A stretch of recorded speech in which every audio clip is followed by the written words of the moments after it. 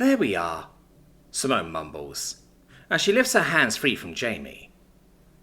The boy reaches up to his face to touch his face, where a recently crafted fabric mask covers his features. Troy had help with depicting a dinosaur's face as the mask's theme, and is currently working to make others for the kid to choose from. Turning to Chuck, Simone places her hands on her hips.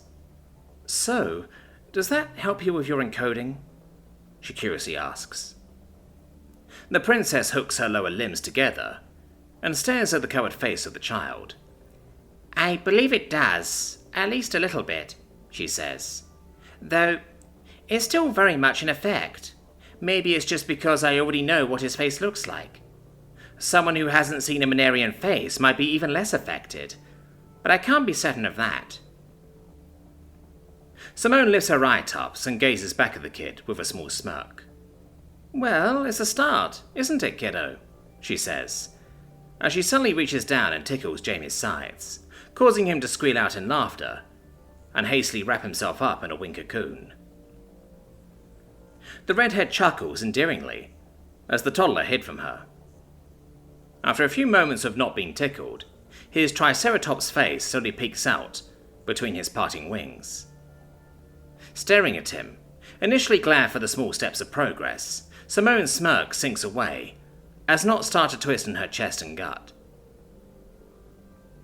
Noticing the change in her fiancé right away, Chuck moves one of her lower arms to press on the small of Simone's back.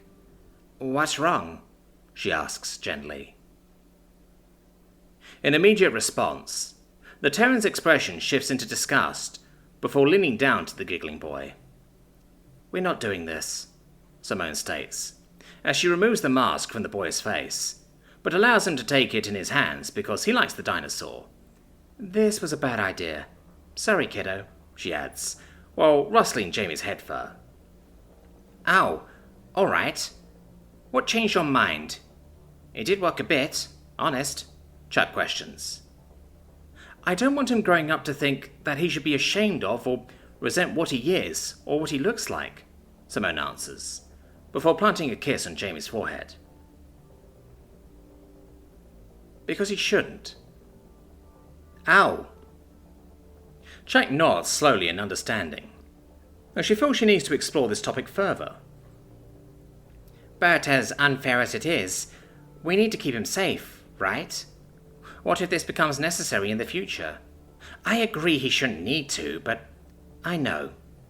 But right now, if there was a need for him to hide, I'd rather just wrap him up in a swaddle blanket or something. When he's older and able to understand his situation better, then we'll decide what to do. For now, we'll use the masks as bibs, because he's a messy boy. Baring her teeth in a reinvigorated smile, she goes in the tickle attack one more time with vengeance.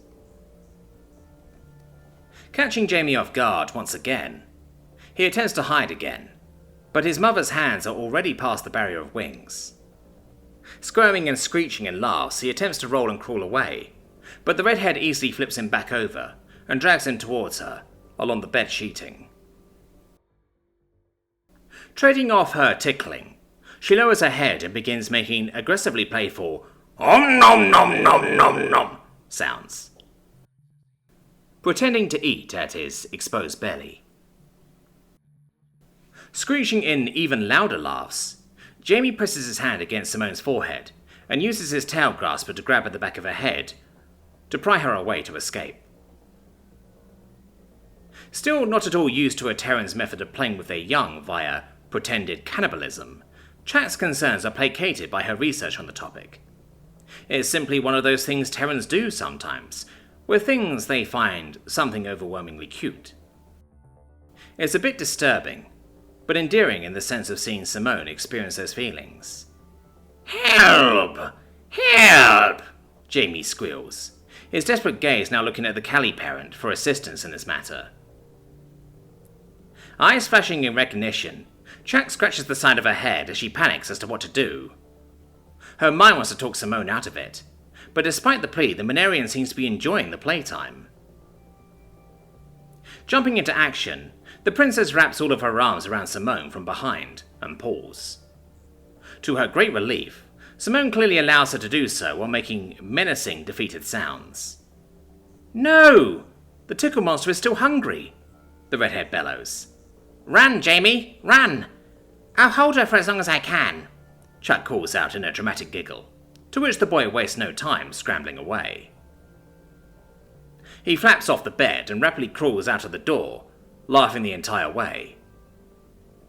Breathing slightly heavily, Simone straightens out her posture and gives a loving glance back at Chuck. You're lucky Callie aren't ticklish, she teases. I'm immune to the tickle monster's tricks, Chuck giggles back, as her holding back turns into an adoring embrace. Not all of my tricks, Simone counters with a sly wink. Chuck's eyes go wide and glow brightly. But, double lucky for you, I should follow Jamie to make sure he doesn't hurt himself, the Terran points out. Oh, of course, right, a flustered Chuck responds, as she pulls herself from the Terran, dragging the ends on her limbs as she does so. Turning her upper torso more around, Simone gives her fiancé a tender kiss before dramatically stomping out of the room. Ha ha! I'm gonna get you, the redhead evilly announces, followed by a more distant fleeing toddler squeal. Once alone in the bedroom, Chuck sees that Jamie dropped his mask while making his great getaway. Picking it up from the floor, the Callie looks it over while becoming slightly somber. Simone is right, but one day they will have to sit down with Jamie and tell him that the galaxy by and large won't accept him, especially after the horrendously terrifying Manarian plot is made well known. Simone knows firsthand how it can feel to be an outcast amongst other species, but in her case, the stars aren't maliciously genetically programmed to be afraid. Natural instinct of people can be overcome with education and exposure, but this encoding is a whole other level to tackle. Even she, who lives amongst a Manarian and is his adopted parent, struggles at times to not be so afraid of him. And even if she herself manages to almost fully overcome the encoding's effects, how can she expect the galaxy to do the same? How can she look the poor boy in the eyes and tell him that he may never live a normal life? That if he makes any friends, they will likely be very few in number to no fault of his own.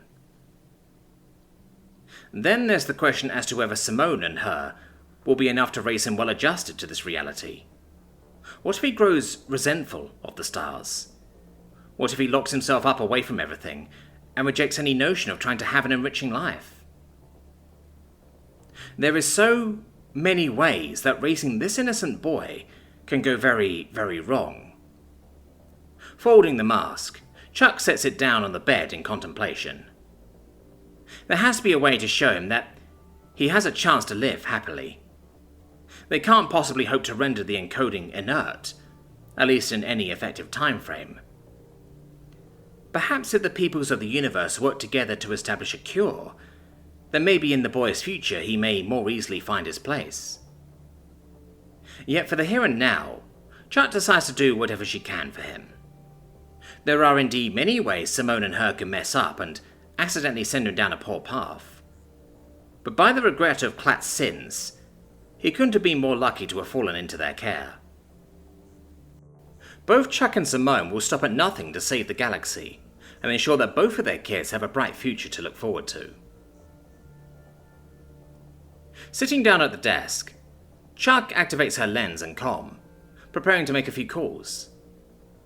They will be incredibly risky calls, but ones that need to be made. She has a theory, and better yet a plan, that will hopefully be critical in proving Jamie will have a long-term chance. The Quip chap drops out of FTL at a designated meeting zone, this being the last stop until they reach their planned destination.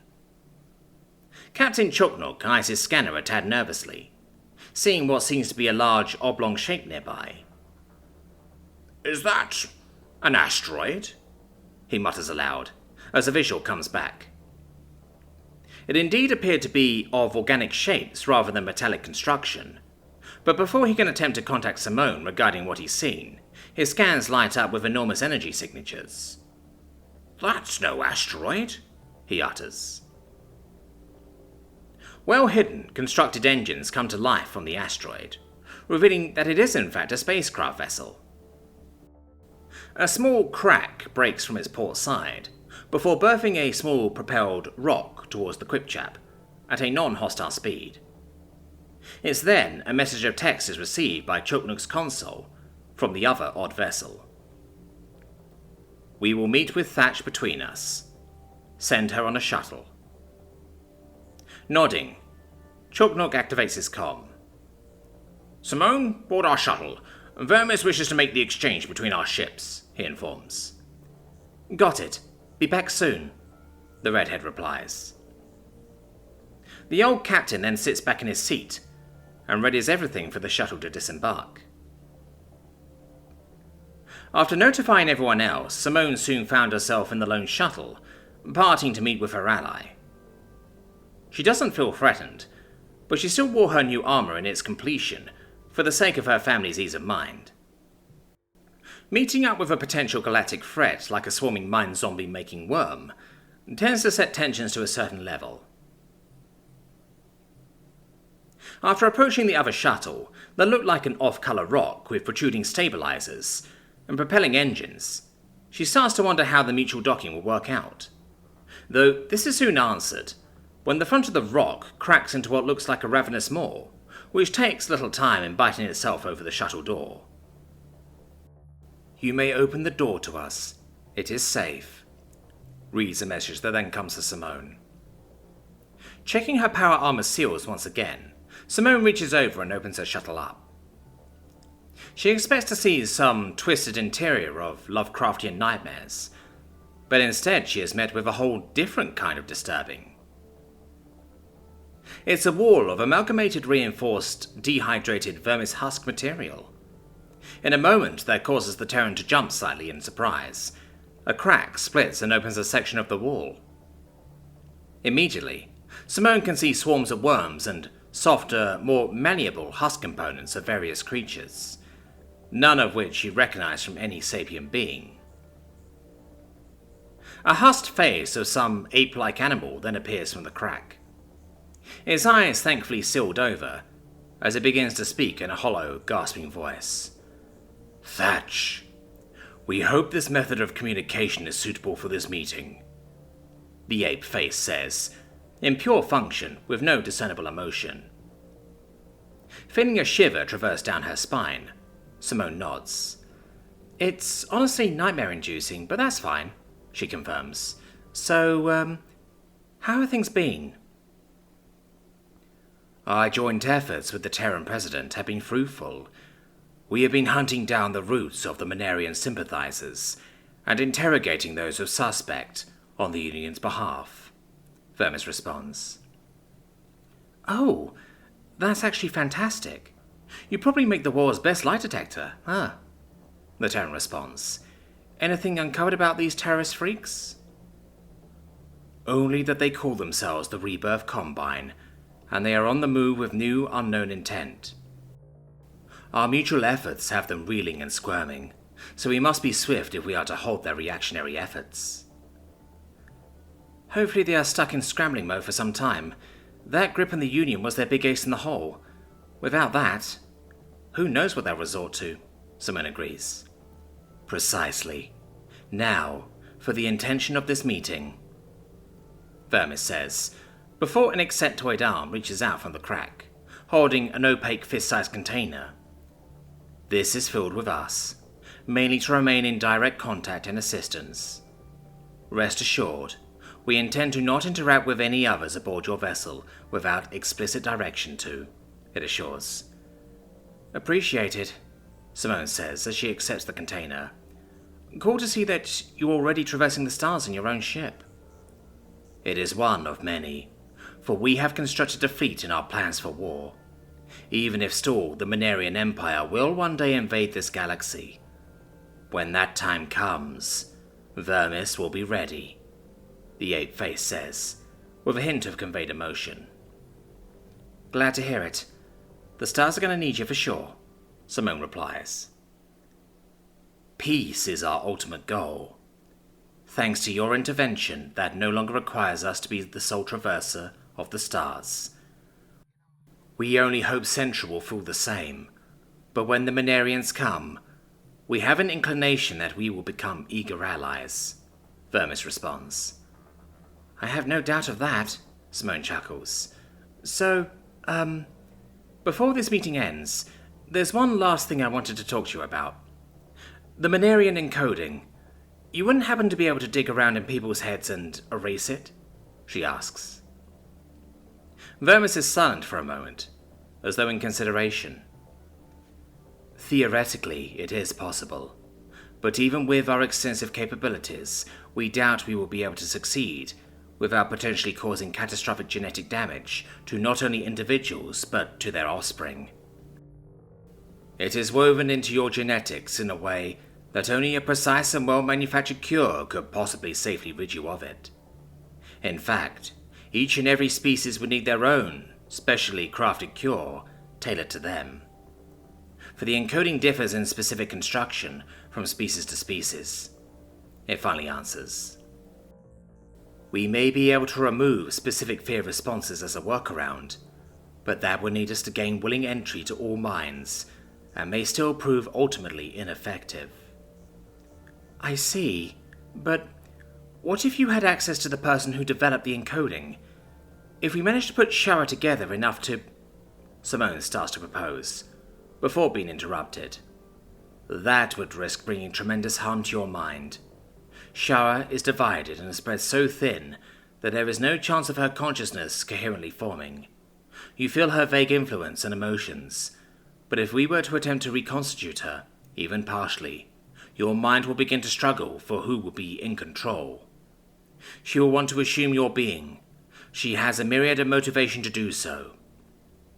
Even if you remain aware and mostly yourself, the influence on your mind will be far more significant, as she overrides you. Shara was steadfastly loyal to the Empire, and it would be likely that you may find yourself being so as well, regardless of your current status. So, in the interest of not terminating you, we decline any such proposition, Vermis firmly explains. Is there really no safe way? I mean, could you, I don't know, extract her from me and then rebuild her? Simone questions to be sure. Do you not recall the effects upon your brain when we accessed and sorted through specific memories?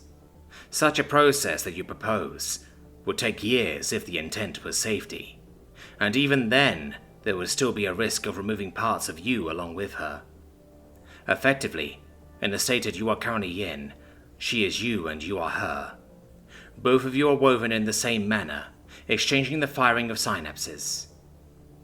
Imagine removing trillions of very specific strands of thread from an enormous tapestry without damaging or compromising it. Tedious and as capable as we are not weavers. We merely inspect the tapestry, and when needed we carefully pull out or splice in a thread or two. However, even this metaphorical explanation is simplifying what we experience in an insultingly simple manner. Consciousness in flesh is far more delicate than any woven tapestry. So once again, we decline. Do you understand? Vermis affirms. Yeah, gotcha. Worth asking though. Damn it, Simone responds, in an accepting disappointment. We understand why you desire the encoding to be erased, but as it stands there's nothing that can yet be directly done. However, once the Empire is hopefully delayed, we will assist in curing efforts, in however manner we can, Vermis assures. Thanks for that. But if something ever comes to you, or if I have another possible idea for you to shoot down, can we still discuss it? Simone asks. We wish to not bestow any false hope, but that is agreeable, the Ape-Face acknowledges. Thanks. Talk to you soon then? Simone nods, while gesturing with the gifted container. Hopefully not too soon. Farewell for now, Thatch, Vermis replies, as the ape's face backs away as the crack reseals. The material immediately fuses back together into a solid wall, as though it hadn't been disturbed at all. Reaching over, Simone closes her shuttle door, and once the seal locks, the other chomping craft parts and turns to be reclaimed by the asteroid lookalike. Sighing in a bit of defeat, Simone instructs her shuttle to return to the Quipchap. So, unless there's some extra element to act as a safeguard, neither Vermis or by extension Shara can be of immediate use to cure the galaxy's bestowed affliction. It frustrates her to no end that she quite possibly holds the solution for it in her noggin, but it is still unattainable. At least, unless she heroically sacrifices herself to attain it, which she would do for Jamie and the galaxy in a heartbeat, if it wasn't for being needed here by everyone else in her life, especially herself. "Well, we're here," Simone nervously says, after Chalknook announces that he has begun the docking sequence. "That we are," Chuck chirps, as she lifts through the prepared supply crates in the Quipchap's cargo bay. "I'm so excited to be back, and with 2 standard days to get everything set up. By the stars, I'm glad we made good time." "Yeah, I'm excited too, but..." Simone turns to look at Seven, who held both children, specifically eyeing the one with fangs and wings. "It will work out, Simone, I promise," Chuck assures, as she puts a hand on the redhead's shoulder. "You seem real confident about that," the Terran says, as her eyes then glance to the Grat and Troy, helping move and rearrange crates to Chuck's requested specifications. "That's because I am. Love, everyone who's is and will be here won't cause a scene because of a scary toddler. They may need a short adjustment period, but we trust these people, don't we?" the Callie points out. Simone bites her in her cheek, still unable to shake her nerves. "We do, but we're just dropping this on most of them, you know?" she argues. Chuck simply shrugs.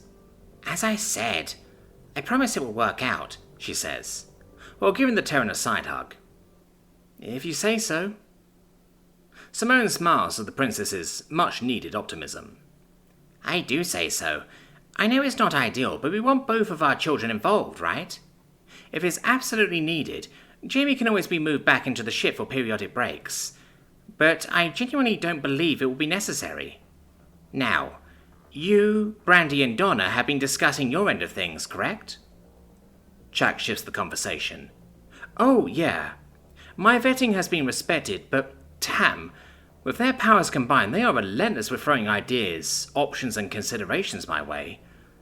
We should be able to settle on the last few things in the next 2 days, though," the redhead replies, as she wipes a hand across her face. "Yay! Oh, I can't wait to see your outfit," Chuck says, all giddily, as she looks at her datapad. "Let's see. We have a catering crew hired, with both Ted and Seven in correspondence with each other as leads. A barbecue master and vegan chef. Quite the pairing," Simone says, slightly skeptically. I'm back at the bot. "Indeed.